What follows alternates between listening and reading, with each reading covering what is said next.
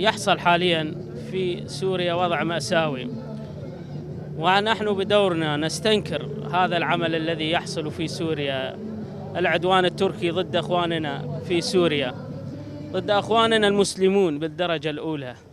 ونحن نستنكر هذا العمل ونطالب المجتمع الدولي والأمم المتحدة وجميع الدول أن تقف وقفة واحدة وتوقف هذا الاعتداء على أخواننا في سوريا.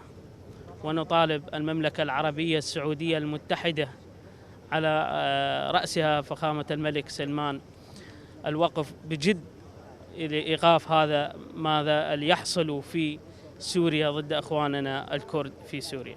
ئەوەی کە ئێمە دەمانەوێت ئاماژەی پێ بکەین ئەوەیە کە ئێمە لەگەڵیانین بەدڵ بەجیان. ڕاستە ئێستا سنوورەکان گیرایە، بەڵام دڵنیام لەوەی ئەگە سنوورەکان کراوە بە ئەو بە هەزاران گەنجی هەولێر و سلێمانی و دهۆک دەڕژانە ناو ڕۆژ ئاوا و دەستیان بە دیفاعکردن دەکرد لەو بارودۆخەی کە ئێستا لەوێ دەگوزارێتن. ئەوەی کە ئێستا ئێمە لە هەرێمی کوردستان پێمان دەکرێت تەنها ئەوەیە کە خۆ پێشاندام بکەین کە ناڕەزایەتی دەرببڕین، بەڵام لە هەمان کاتیشدا ئێمە پێویستە سەرکردەکانی خۆشمان سەرکۆنە بکەین لەبەر ئەوەی ئەوڕۆ هەروەک بینیمان قونسولی تورکی لە ناو هەولێر هەڕەشەی لە برایانمان دەکرد، لە برایانی ڕۆژئاوا لە یەپەگا لە پەکەکە دەکرد کە ئەوەش خۆی لە خۆیدا من بە سوکایەتی دەبینم بۆ هەموو گەلی کورد، چونکە کورد هەمووی یەک